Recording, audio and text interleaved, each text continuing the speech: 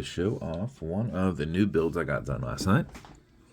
This is another pinup girl. This one, we spent a little bit more time kind of developing some dials, and this was one that I really liked. So hopefully you guys do too.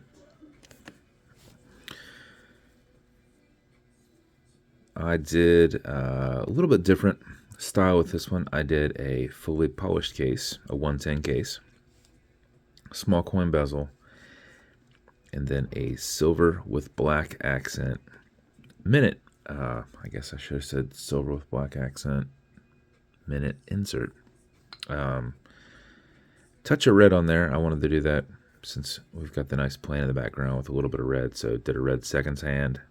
Did a set of black hands in there to tie in the insert. Did a star engraved milled case back, as well as a preview buckle. And then this is on one of our super soft Italian leathers that has been lasered to look like rivets. And throw on a bomber girl on each side. And that's the build. I think it came out pretty awesome. Bezel on this is decently tight. It won't move unless you want it to move. It is a bidirectional bezel. It's just held on with a tension ring. It's on there really tight. This is an automatic mechanical. You've got a rotor in the back that moves as you move, so it keeps your time throughout the day. But before you put it on, you're going to want to wind it just a little bit to make sure you don't lose time throughout the day. How you do that is you'll back the crown off the threads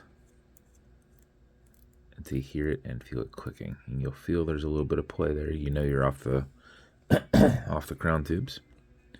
And at that point you can wind, and a wind is a turn away from you clockwise as you're looking at it. Turning it back towards you does not wind it, but it is a little bit easier to keep your finger spacing and go back and forth. I do this because sometimes I start threading it back on, and if I do that, I can back it right back off and then pull a little bit to back it off that reference. If you do that for 4 or 5 seconds before you put it on, that mixed with your movement will keep your time throughout the day. But if you know you're going to be driving or at a desk or somewhere where you're not going to be moving too much, go ahead and do it about as long as I did. You will max out your 31-hour plus power reserve on it. You cannot overwind it. It has a slipping mainspring, so once it gets all the tension needed, it is just deflecting after that. So you can literally wind it all day if you want, though you only need to do it for probably 8 to 10 seconds like what I just did. So once you're happy with that, you're going to pull it to the 1 and only click, and you can now set your time. It does not have a hacking movement, so it's going to keep going. You'll also notice you've got more play there. It's because this is a wobble crown. This deflects lateral pressure from going into the stem and into the movement. So while you're pushing and prying on it, you are not putting any adverse pressure on that movement or the keyless works. Okay, Google, what time is it? It's 10:22 a.m. 10:22 a.m. When you're good, you're going to push it over, get it out of that time setting, and then wind it down. And that is the build. As with every build, you're going to get matching beads. This is going to come in one of my star engraved black slider boxes with a little green-esque plaid watch pillow. So it'll come with a few things. Let me make sure I have an extra one of these before I say it comes with it. I can. It's going to come with a Cape Cod cloth. That's going to help you if you ever scratch the polished case. And apparently I need to order some of those.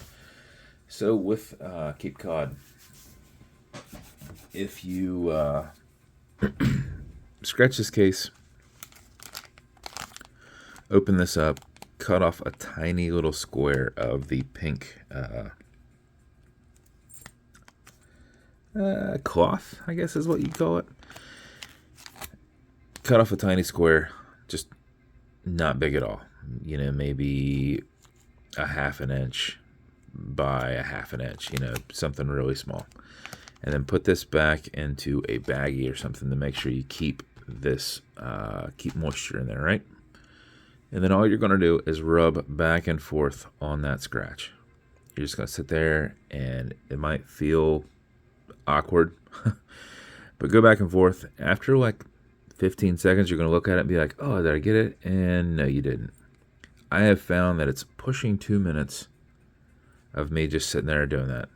And you'll notice that it will get like black. I don't know why. It's almost as if like something, like it's making some sort of contact with the metal and adjusting it. I have no idea why it turns black, but it's almost like it's dirty, and it's not. So you're just going to rub it back and forth. A lot of times I'll flip it over and just use the other side. And after about 2 minutes, it's normally like perfectly gone. I have to use it from time to time myself because I order these cases and they come to me scratched. This one didn't.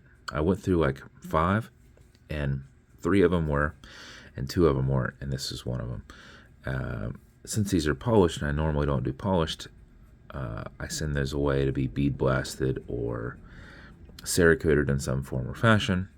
So that's normally what I do with polished watches, but since I had a couple of them that came to me good, I didn't have to mess with, I built this watch on that. But often I do have to clean them, and after like 2 minutes, you'd never know that they had any kind of surface scratches. You know, it doesn't have to be like a deep scratch, but just like some sort of tick mark on them. But anyway, you'll have that in there to handle that if you've got that. Beyond that, you're going to get some watch cleaner. This is good on all glass and metal parts, so everything here in the center. So this is more of a cleaner, you know, in case it's dirty versus in case you scratch it. That's going to come with a microfiber for the watch cleaner. It's also going to come with leather conditioner to make sure that strap stays perfectly soft. So you probably will not have to worry about that strap, but if you do, you'll apply it on the front and the back, let it soak in, remove any excess. Use a rag or something. Don't use any of the cloths that I'm sending you for it. You don't want it to harden, and then you rub that on your case, and now you've put a scratch in it, and now you got to use that. So don't do all that. So use a rag or something like that to put that in. And then lastly, you're going to get some fine scratch remover. This is Novus 2 from Amazon, just repackaged into these little squeezy tubes. This is for your acrylic domed glass because you can scratch it. If you do, you'll put a tiny bit of this on it, and you'll buff it out with your color matching microfiber. If the scratch is up and down, just go left and right, hazing that scratch, and buff it out. Normally 20-25 seconds of that. Putting a little heat on there, like actually pushing and kind of going, has helped me. But yeah, that's the build, and that's everything to take care of the build. So if it's going to you, thank you so much for your support. I hope you love it. I'm going to try to get that down in the bottom of it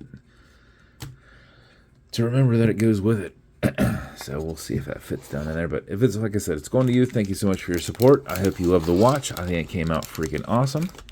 And if you want me to build you something custom and unique, reach out and I'll see what I can do.